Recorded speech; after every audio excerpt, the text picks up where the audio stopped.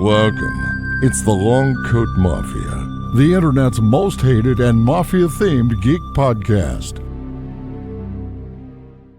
Hello, everyone. Welcome to a brand new episode of the Long Coat Mafia podcast, the internet's most hated mafia-themed geek podcast. It is I, the Reverend Godfather, the show's main host and frontman. This week, we return back to E.C.B.R.O's second annual Bigfoot Convention / conference.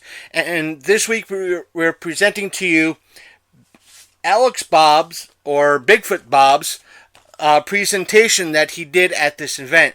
Now, standard disclaimers from here on out, one of which is Alex Bob's content, not ours. We're just sharing his content out there for everyone to listen to and hopefully enjoy.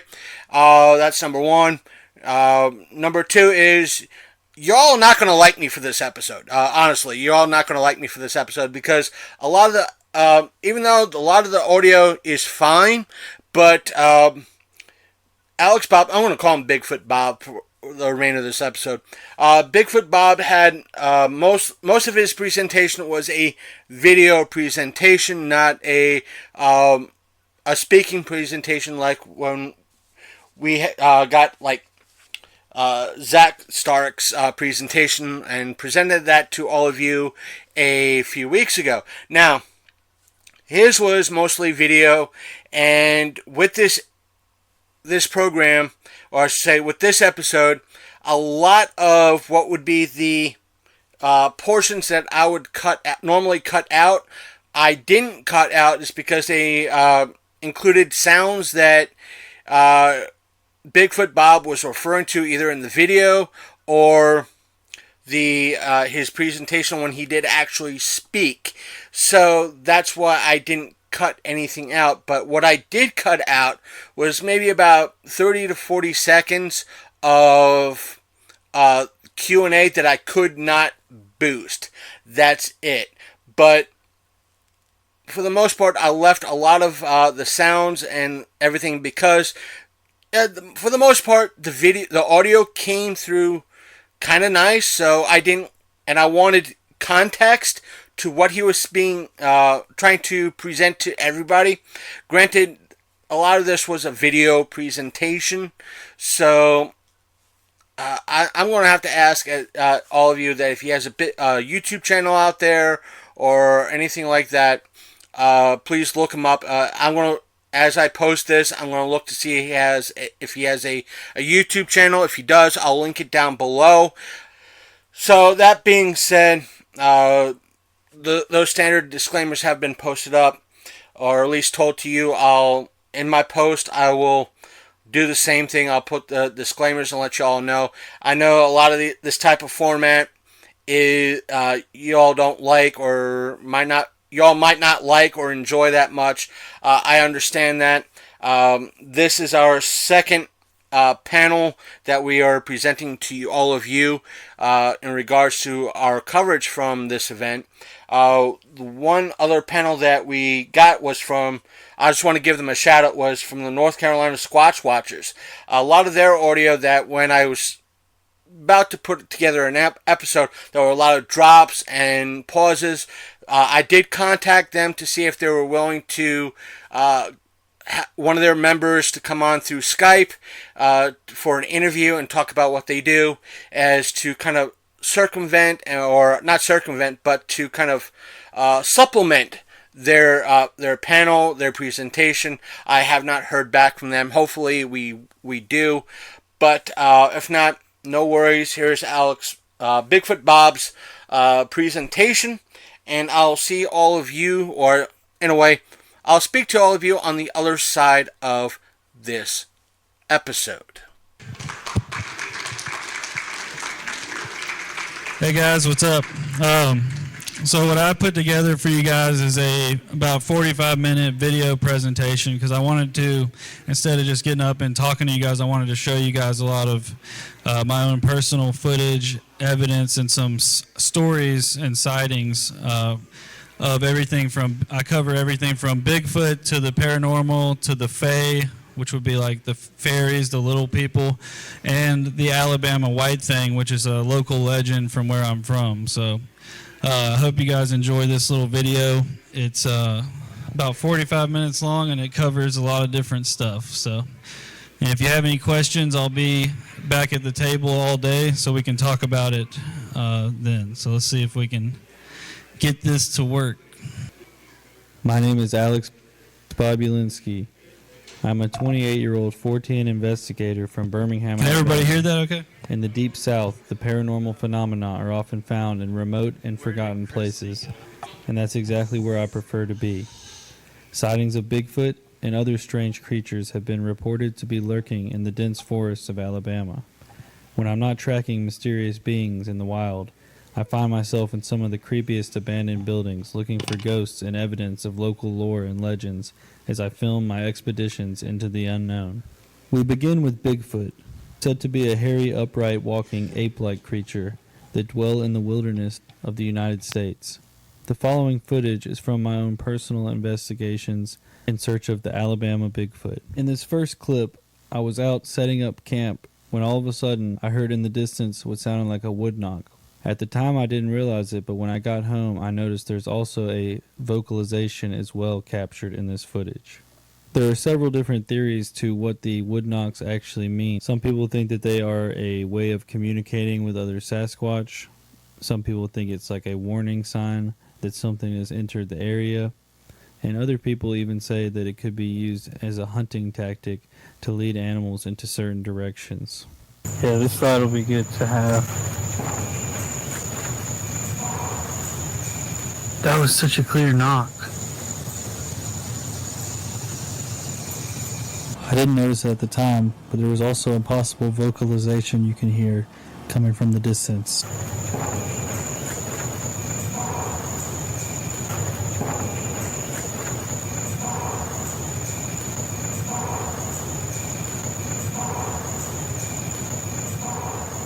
At one point, I began hearing what sounded like talking in the distance.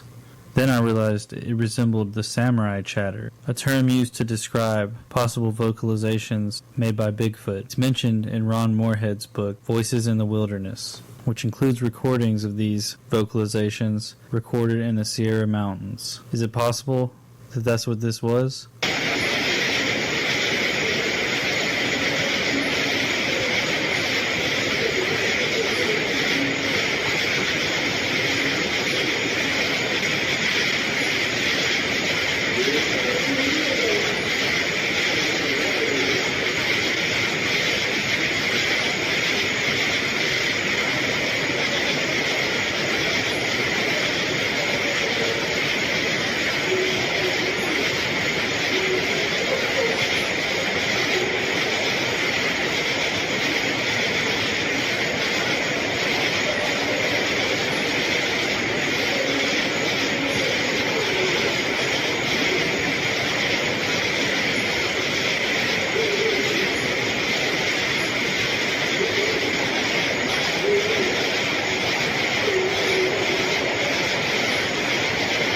So while out alone one night, I was hiking. I wanted to say something about that last. I don't know if you guys could hear that very well, but if you couldn't, you can basically hear these like really low tones as well as these really high pitched squeals and sounds that were coming from deeper into the woods where I was camping that night. And I've actually heard it a couple other times, but usually it's just far enough away to where my audio doesn't pick it up. But like someone else was saying earlier, going out in the winter is a really good time for catching stuff like that because there will be no bugs and things like that. So unfortunately, the clearest audio I have of that has a lot of bugs in it. If you listen to it, though, you can hear those really low, these really weird low tones, and it sounds like some kind of language. People who, I was doing a live stream that night when I was camping. It was like an 11-hour live stream. And people in the chat were saying that they could hear it too, and to them it sounded like some kind of native chanting or native language. But I had captured what appeared to be two big red eyes staring at me and then turning away from me as I walked through the forest. Now, when I went back and did the size comparison on this one, I noticed that whatever this thing is, its head seems to be very large, and it seems to be at least as tall as me, if not taller. And I'm 6 foot tall.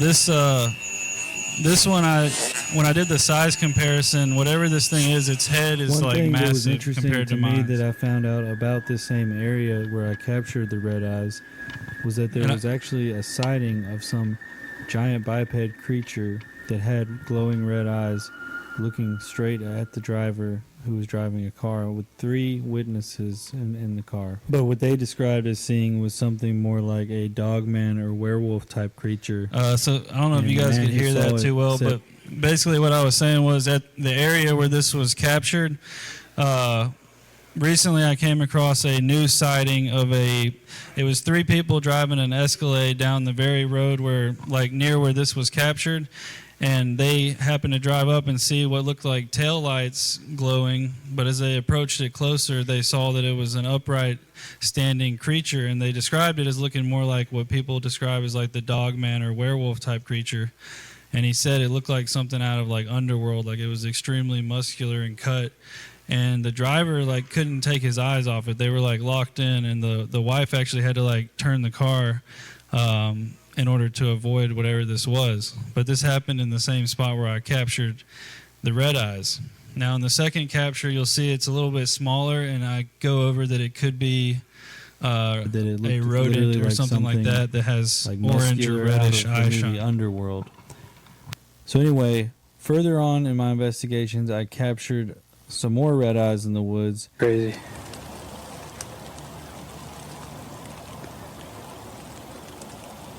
It's crazy.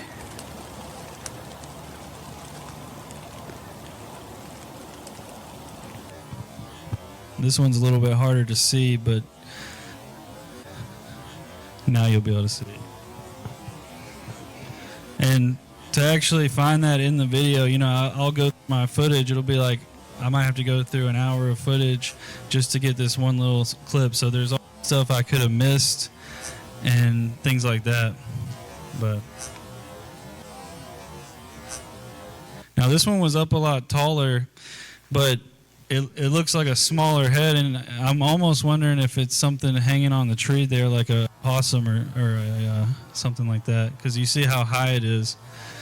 That branch up there is way above my head, so that would be This like one looked a little bit smaller than the 11 last feet one, tall so or I so. wasn't sure if this could have possibly been a rodent or an owl or something like that on one of the trees, because they can sometimes have an orange or reddish eye shine, such as in these pictures here. And one difference between the two, the first one, there was no branches or tree for anything to be hanging off of. And if you look at the size comparison of the first one, whatever that thing's head was, like, it was massive. Some people had speculated that the eyes were actually glowing and not shining off my light too.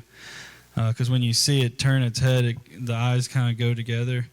And I don't know, it also made a lot of people, some people felt really uncomfortable watching it, and they felt kind of negativity from those eyes. So I don't know.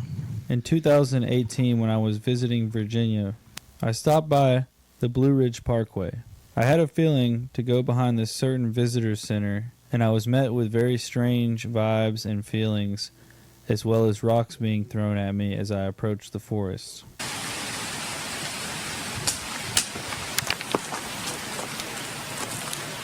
What?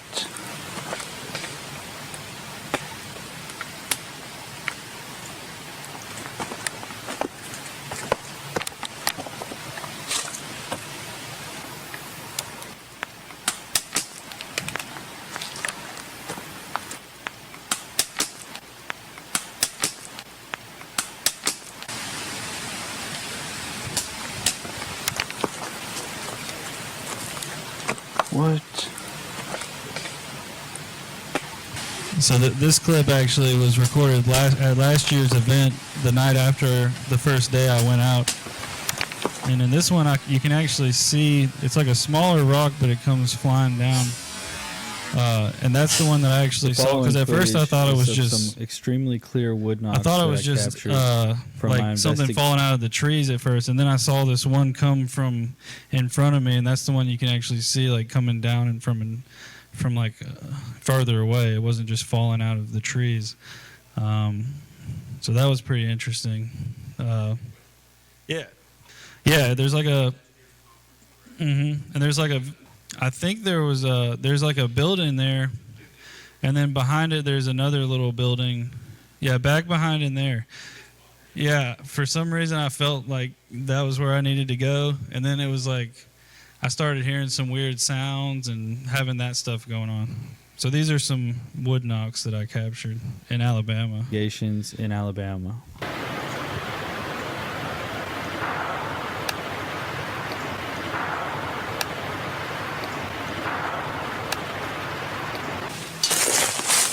Probably not.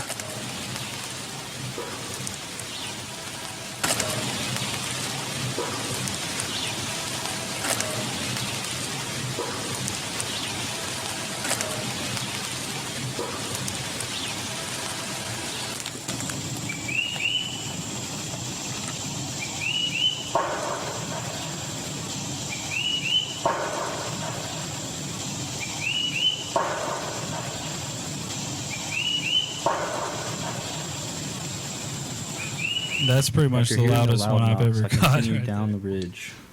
All of a sudden, I begin hearing what sounded like perhaps a dog or coyote. To me, it also sounded kind of like a monkey.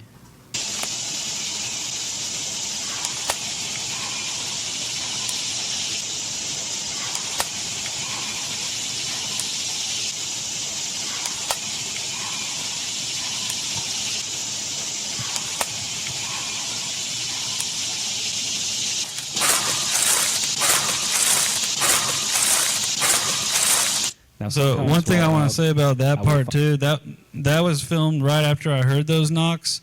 So I heard the two knocks, and then as I kept walking down, I started hearing that like squealing or like some kind of like almost to me sounds like a fox squeal, like to me. But that compared with the knocks, I wasn't sure what I was hearing exactly. But find what appears to be strange symbols, or some people refer to as glyphs, which will be on the ground. And now, while I'm not claiming that any of this stuff is 100% proof or evidence of Bigfoot, there's definitely something strange going on, and I'll show you in the following footage what I mean. Yeah, here's that one. This one's so this one awesome. was interesting to me because there's that older piece of wood on top of the younger pieces, and it kind of forms like an A shape. But I just started looking toward the ground a lot more and noticing just some strange things. And like I said, I'm not saying this is proof of anything or even that Bigfoot does this, but to me there is something strange going on with some of the symbols and things you can Definitely find weird. on the ground. Like lots of X's and those A's and triangles and things like that. Yeah, I mean, especially, I mean, these look like they were like twisted off something. But what does it mean? Look at this. I mean, sure it's just random, but I started questioning a lot of the stuff on the ground lately. Like, there's just so many like X's and A's. It's almost like there is something to it. This one was really weird. I don't really know what to think of this. I kept finding little arrows that big. Ground X. Little triangle.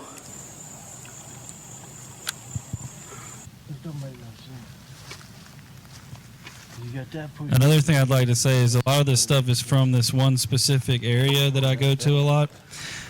So I'll go every couple weeks and start noticing all the changes and the differences in the area. Like I've had things, structures and things just disappear completely like a week after I just saw it. and I can't really figure out what's going on with that. The beaver chew is broken. Now, where'd it come from? That's the only question I'm going to ask you is where did it come from? That was not there. Now, while the subject of tree structures is a little bit controversial, and many people think that it could just be natural causes of nature, while I agree with most, there are some that really stand out to me that I've captured and that other people have as well. The following footage is all from my investigations, and one thing that's interesting about some of these is that when I went back a week or two later, these structures were completely gone. As if something knew that I had found it and either moved it or destroyed it. This is one of the ones that I've never been able to Got all locate kinds again. of stuff going on here. Some people say it reminds them Also, of like a guys, by dream this catcher. one, I didn't notice this at first, but there's a little bone here. Old bone.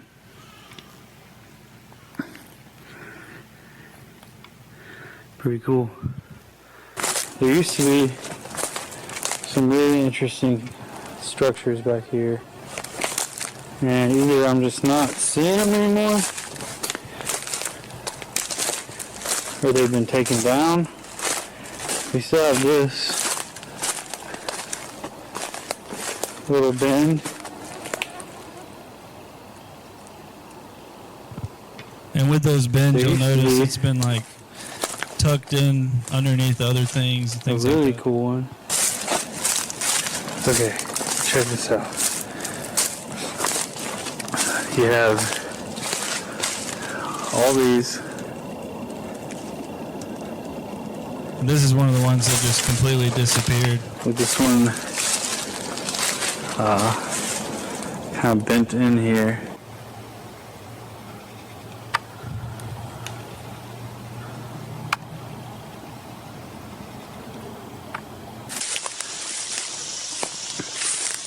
Something I've wanted to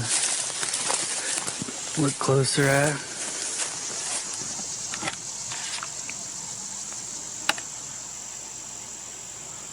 Pretty cool.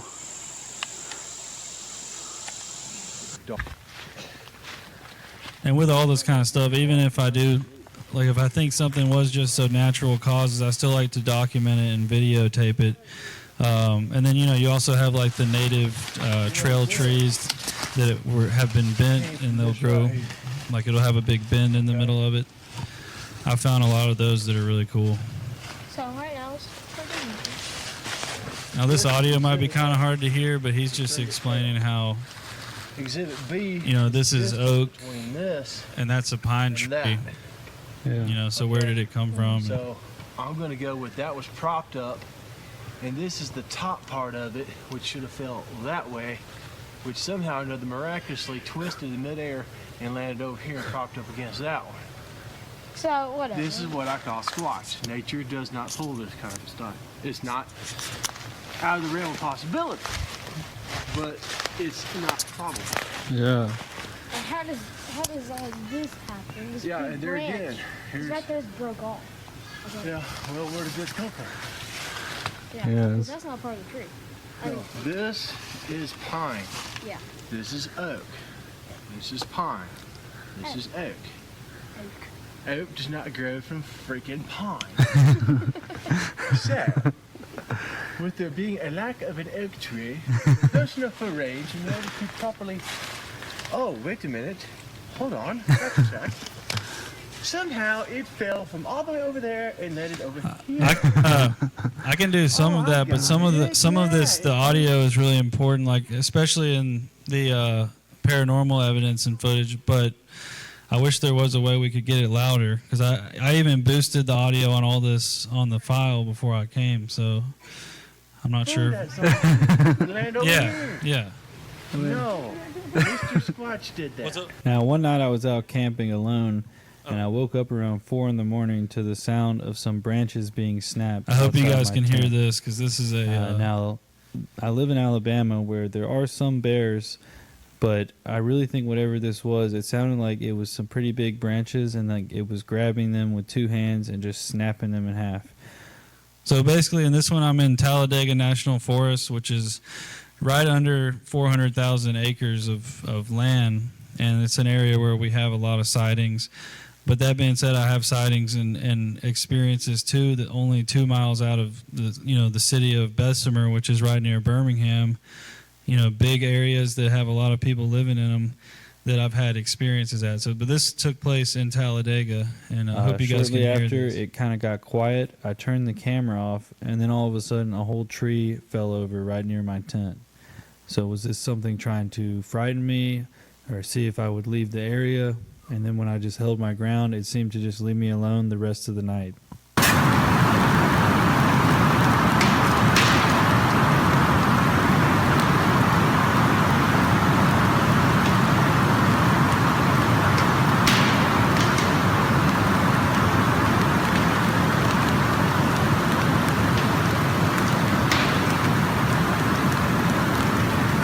So you can hear.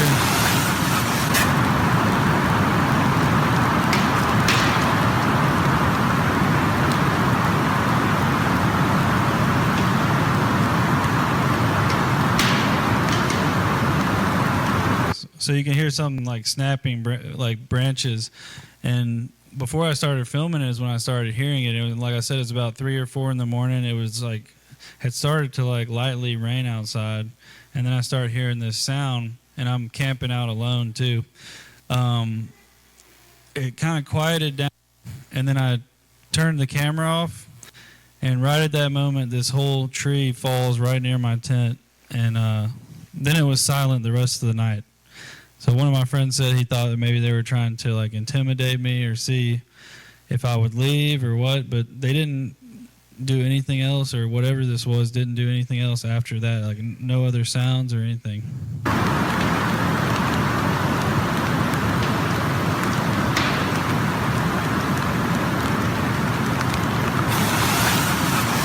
In this clip, I was actually in an old cemetery in the country, completely surrounded by woods. And what we heard next was this strange growl. Now, we stood our ground and stayed and tried to figure out what caused the growl, but we could never see or find anything to give us any answers.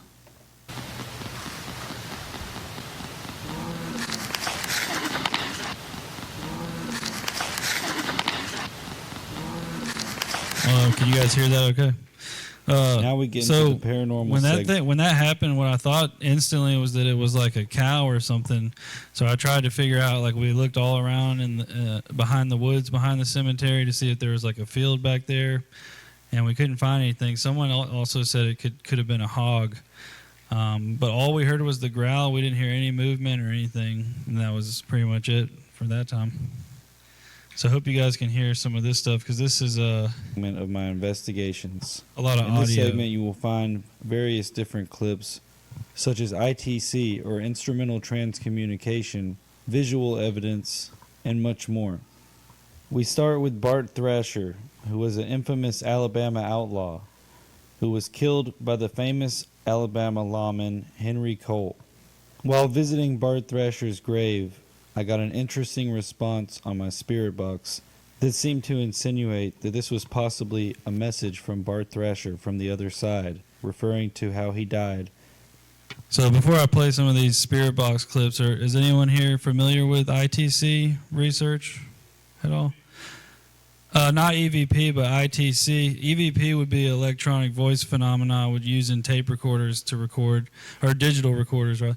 And then ITC is the use of like radios and spirit box devices and using those to communicate with something. I mean, we don't really know what is talking to us, but so this is just some interesting responses. Being shot by the famous deputy.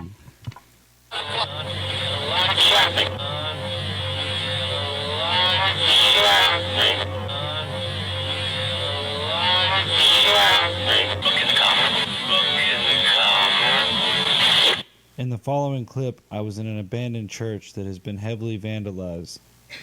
While doing a session there, I happened to get a known demon's name come through my device.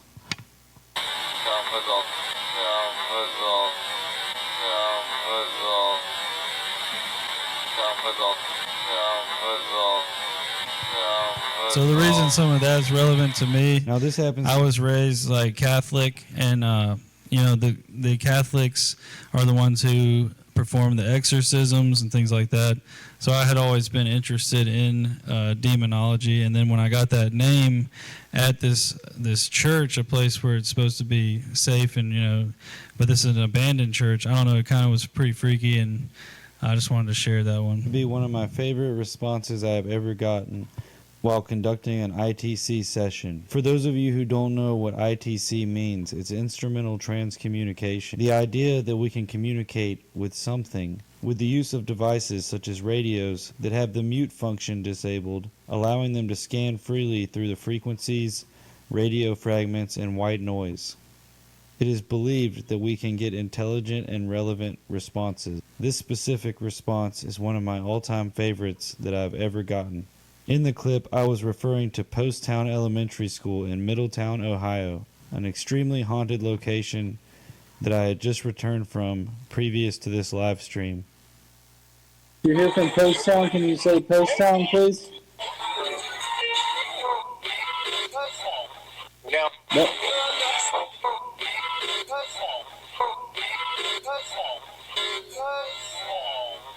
The following footage It's took pretty place rare when at you get Post like Town Elementary School.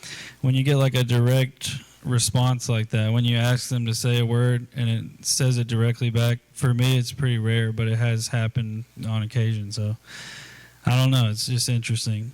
This next thing, if anyone's not familiar with Post Town, it's a elementary school in Ohio where there was, I believe there was like two very devastating train wrecks right near the grounds. So some people speculate that that's why it's haunted.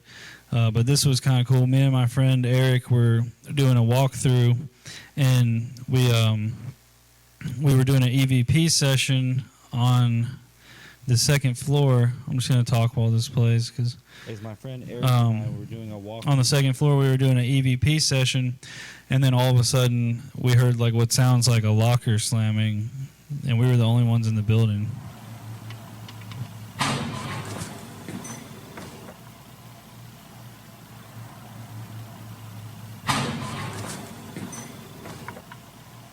And that's one of the common things that people actually hear there happening is the... In this clip, we were filming with an IR camera and actually captured what appears to be a black orb flying into my body. Whoa! You see that? Yeah. I saw it on my screen go past me. Yep. Who just went past me? Past me. Her.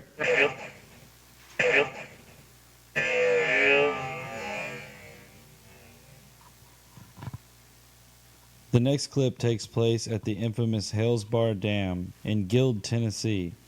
It's notorious for being a place where people hear disembodied voices. We happened to capture the voice of a female in the tunnels when it was just me and Eric in the whole building.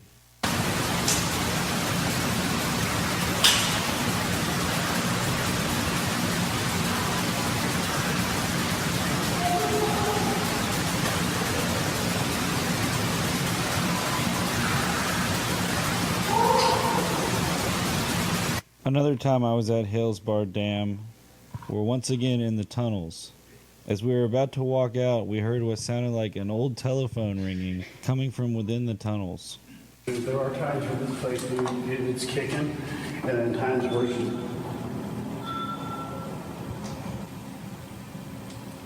What could that have been? why does that sound like a phone? It does. And So like the weird thing about that bell, there is a bell that we found in E.C.B.R.O Dam that's like up near where we were. It's like around the corner and up in this like mechanics room. There's like a bell up there, but there's no power in the entire building. So I'm not sure if like how that happened. We've never heard any other reports of that bell ringing in the building. So this was like the middle of the day too. We had just gone in the tunnels, and then all of a sudden we hear this bell ringing. why is that in times where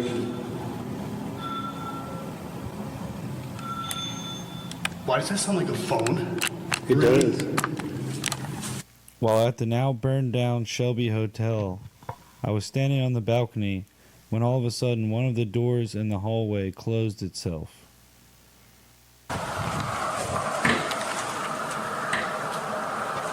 So this one's actually in one of my full videos. You can see where I cut it up just for this presentation, but you can see the full video if you want, where I walk upstairs and nothing happens until I go out on the balcony, and then this bathroom door just shuts while I was out there. I thought someone had maybe gone into the closet, but no one was in there except for me, and sadly this place is burned down. That was once used as an extension of Bryce Mental Institution, I decided to try an experiment where I threw a stone and asked the spirit to throw it back. What I got was an extremely loud bang, followed by another bang, and I quickly walked outside and tried to see if there was a person messing with me. I stayed for over 30 minutes and did not find a single other person on the premises. I still have no idea what caused this to happen. Clip where you can go watch the original footage, and you can see I'm the only person here. I literally was there for like over an hour trying, like the whole day. 30 minutes I spent trying to figure out if someone was there messing with me, because you're about to see this. This one made me jump, like I almost dropped my camera. Sound like this?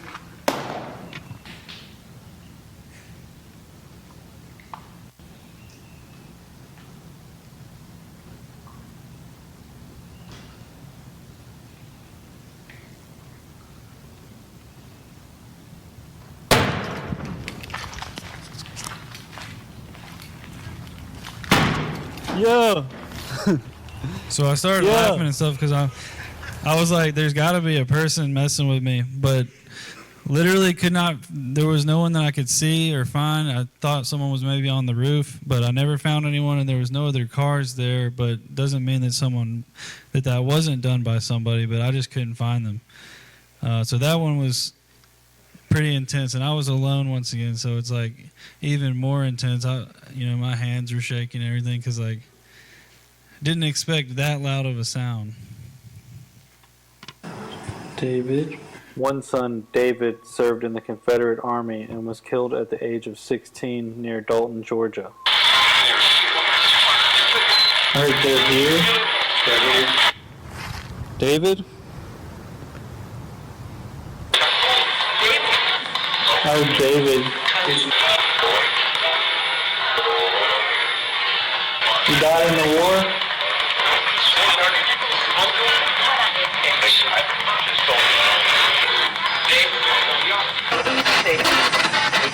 Oh, David.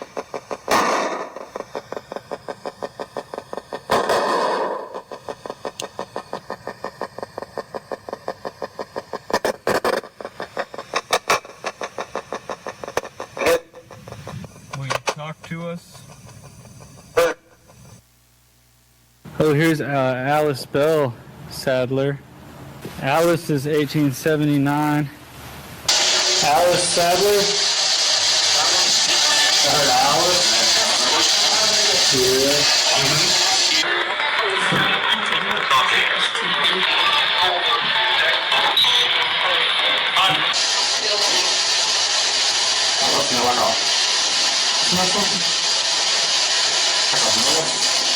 The following footage is several clips where the word demon has come through very clearly in my sessions.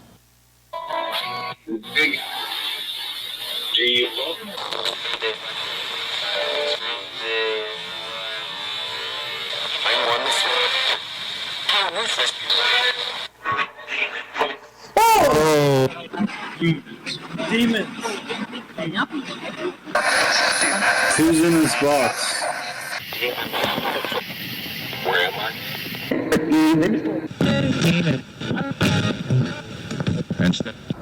Streetlight interference, or SLI. Is anyone familiar with streetlight interference? Part of my life for a very long It's time.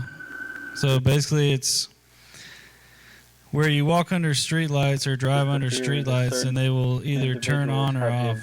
And it doesn't happen with every streetlight, but if it happens to you, you'll notice it a lot, like multiple times in one day. So this is just some that I've actually caught on camera, which is hard to do. on or off. Sometimes multiple occasions of this daily. Come on. Now this one I actually thought was I thought it was a motion detector because every time I would go under it, it would go off or on. And then I would wait for another car to come and nothing would happen. And then I would go under it and it would go off or on. Yep.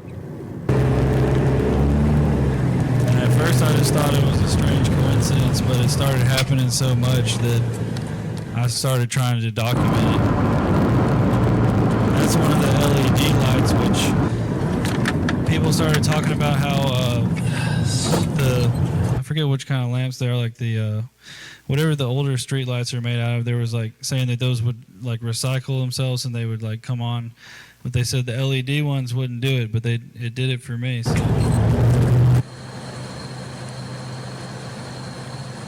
Another thing it'll do is it'll wait. See like how it waited till I went underneath it to turn off. I've noticed it'll do that a lot too. So I'm just going to tell this story to you guys on the mic since the audio is not great. So this is my own experience with what I would consider something to be part of the Fae realm, which would be like the little people. The Native Americans have legends of Bigfoot and the little people. And in this specific story, I had went out to Talladega National Forest once again, which is one of my spots I've been camping at since I was a kid, and also just go there for Bigfoot investigations. This specific time I had went there just to go camping and relax. And I go there with my friend and my dog, and we get up, we build a fire, we set up our tent. We lay down, and we're kind of just relaxing, and all of a sudden the dog starts barking. So we look up, and what I saw was these two blue strobing lights like weaving through the trees. It was just like strobing, light blue, similar to like the color like on this thing. I mean, almost similar to this, like a light blue strobing. So they fly up to the tent.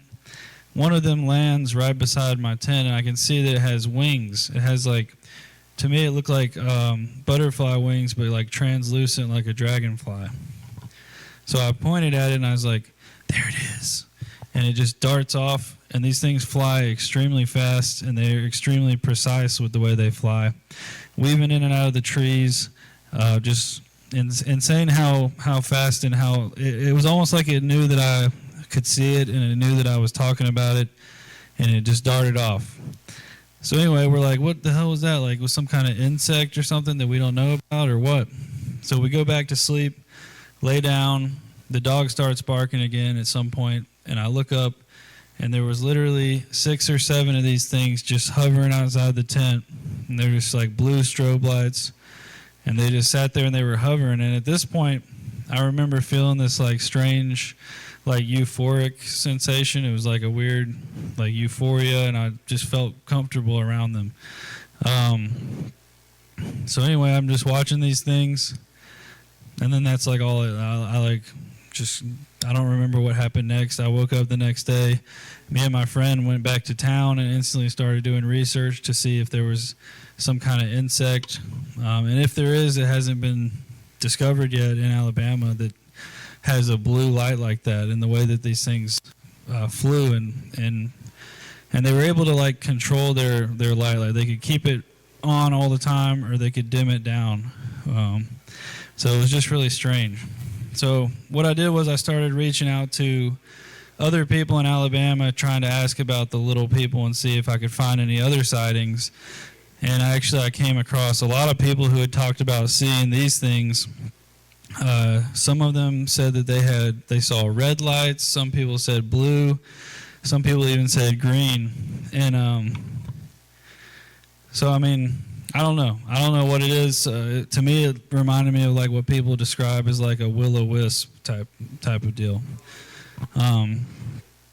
So anyway, what I was gonna play for you guys, I'll just talk a little bit about, and then I'll wrap it up. But I was gonna tell you guys a little bit about it's called the Alabama White Thing, which is described as like a white Bigfoot type creature that people see mostly in North Alabama, but the more that I started digging and finding out about it, I found out that there was a lot of sightings even in South Alabama where most people online didn't even talk about it being there.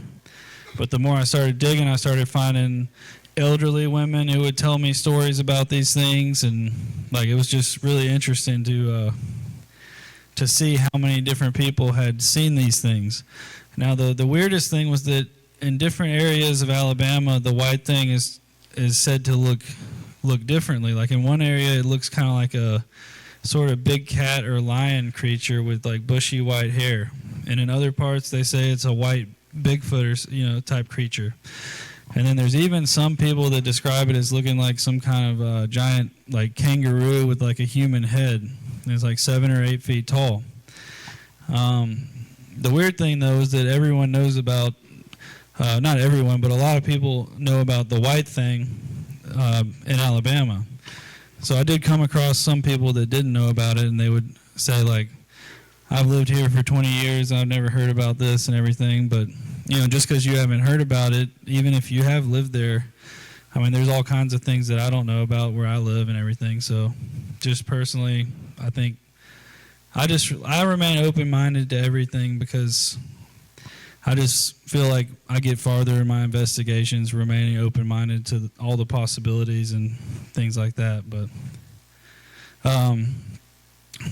people describe it as screaming like a woman, which I kind of thought maybe some people could be having big cat encounters with that, because I heard one in Alabama near an old cemetery, which for some reason old cemeteries and sightings of these creatures, there's a lot of that going on. Especially where I'm from, me and a couple other researchers down there have a lot of spots that are within a vicinity of an old cemetery. So I don't know what the connection is there, but it's just something that I've noticed. Like even the spot in Talladega National Forest, there's an old cemetery right near that spot where the branches were being snapped and everything. So, and then like land between the lakes where there's sightings of Bigfoot, as well as what people describe as like the Dog Man. That place is littered with these old cemeteries and everything. So I don't know what the connection is with that, but anyway, I'll tell you guys my little personal Bigfoot sighting. It's not a very long story or anything, and I didn't actually see its face, so I'm not 100% sure on what this was, but I'll tell that and then I'll wrap it up. But basically, I had went camping in Talladega National Forest, and I like to go off trail and kind of follow some creeks and go way off into the woods and off trail away from people and everything.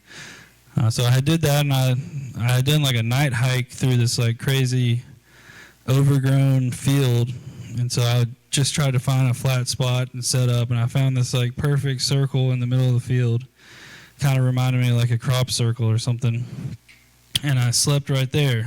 And that night I had these like really weird dreams about getting invaded by these dogman alien creatures. And so I woke up feeling real weird. I like get out of my tent, and I had all my camera gear with me and everything, but I didn't like start filming. I wasn't prepared. I got out of my tent and I like look up at the ridge, and I see this thing that's about, I would estimate about 6 or 7 feet tall. I wasn't able to get up there to do like a size comparison. I didn't even really think about it at the time, but I look up and I see it like this thing with like kind of shaggy, and it was like a lighter brown fur, which is kind of unusual because a lot of people describe the Bigfoot having like a darker fur, but this thing had like lighter fur, and it was like standing there watching me. And as I looked up at it, we kind of I could tell it noticed that I was watching it. I didn't see its face, like I said, but all of a sudden it started took a couple steps and was gone. And then that was it. So I don't know if what I saw was a Bigfoot, but I do know that it wasn't a brown bear or anything like that. And it had pretty long fur from what I could see. So anyway. I would say probably at least 100 feet or so. I mean, maybe longer than that. I'm not great with distance. I mean, it was like, so basically I was down in this like field area, and then there's like a big ridge, and it was like up at the top of that ridge. So it's hard for me to say an exact distance, but maybe a little bit farther than that, actually. I don't know. But any other questions before I wrap it up? We went out in this cornfield, and we were walking around looking at bear tracks, big bear like this. And we went up, and there was, in the corn was mature, there was a perfect circle about 20 feet diameter with bear prints and all the rest of it. So, yeah. Yeah, that could have been, because, I mean, there are bears in Talladega National Forest. It was just kind of cool to come up, like, I'm in this big overgrown field, and then you just come up to, like, a perfect circle like that. It's interesting, but yeah, it's possible that it was done by animals or just a natural little circle. Any bones debris in the circle? Not that I found. I didn't really notice anything, and at the time, like, I remember I was kind of getting a little worried because I was going through this overgrown weeds, and when I found it, I was just like, it was like the middle of the night. I instantly set up camp right there, but I didn't notice anything like that. The only bone that I found a few skulls and things, but the one that I found next to that structure was kind of cool. It was like just a tiny little bone, but it was like right in the middle underneath that for some reason. So, any other questions or anything? All right, well, thank y'all so much for letting me talk and show y'all some footage and stuff. Appreciate it. Welcome back, everybody. That was Bigfoot Bob's presentation from E.C.B.R.O's second annual Bigfoot Convention. Like I said, I hope all of you enjoyed this episode, or I should say his presentation, and you found it informative, if not that, entertaining. Again, stay tuned for our coverage next week. We are going, by the time next week is posted, we will have been to Otakon. The thing is, with that, just want to give you all a little bit of an announcement. This upcoming Friday, June, I want to say 26th, we will be at Otakon covering that, bringing you a lot of videos and hopefully some interviews and so forth and so on. And this Saturday, we were supposed to be at Matt Burns' 4-state not pop culture, I almost said it, 4-state punk rock flea market show that Saturday, which I would have wore myself out for all of you, but due to the weather being so stinking hot and everything not being fully ready yet, he could have done it, but again, due to the heat and the location, various other aspects of the location, nothing against the Let There Be Rock School, but he wanted to push back the event to a more cooler time frame. And I have nothing but respect for Matt and his decision. We will be there when he does have the event and get a lot of interviews and video off of that. If not interviews, we'll have at least some coverage in regards to it and thoughts and everything else in regards to the punk rock flea market. Also, that being said, we are still working with Don Ramirez in regards to helping him record his documenting of the Frederick Underground art / music. So stay tuned for a lot of interviews from Don with various bands and indie bands. So that's a lot of great stuff for you to listen to. I know some of you don't like the music aspect, but I want to bring you all, as much as I can, all things that people can considered geeky. And music is a geek for a good many. And this can provide a lot of insight to that culture, that community, and everything else, especially when it comes to indie bands. So please stay tuned for that. Please stay tuned. We have a lot of stuff coming up in regards to various content, and I'm happy to be working with Don. And I respect Matt Burns' decision to kind of move things back. But that being said, I hope you stick around for a lot of our episodes that are in our back catalog. If you're listening to us on a desktop or a laptop type computer, and you enjoy this episode, however you got it, if you got it through Apple Podcasts, iTunes, just be aware that you are also able to get it on Spotify and Stitcher Radio. Pretty soon, hopefully, we'll be getting onto Pandora. We'll see how things go with that. But as per everything else, we are, if you're mobile, you're able to find us on Apple Podcasts, Google Play Podcasts / music, Google Play in general, Stitcher Radio, Spotify. What else? Our social media. We are we can be found on. Before I continue, if you liked this episode or if you hated this episode, you could always email the show at longcoatmafia@gmail.com, as well as going to our social media, like Facebook, our Facebook page. Our Facebook page is facebook.com/The Long Coat Mafia Podcast. You can always message us there on Facebook or leave a comment underneath the pinned post in regards to the current week's episode. We do read emails on the air. You can also find us on YouTube. Just give a search for Long Coat Mafia Podcast. We do come up. We are, when I do the search, we are primarily the first channel that comes up, and only channel that comes up. And while there, please hit that subscribe button. We do a lot of videos like walkthroughs and exclusive YouTube videos there. And also, you're able to listen to our podcast through YouTube, meaning you could have it playing on the background. So please do so. Because the YouTube algorithm is always screwy, you could bookmark the page as well as subscribe and hit that bell. And if you like what we post up, don't forget to hit that like button. As per Facebook, don't forget to hit that follow button. And if you like our posts, please hit that like button or leave whatever Facebook wishes to do.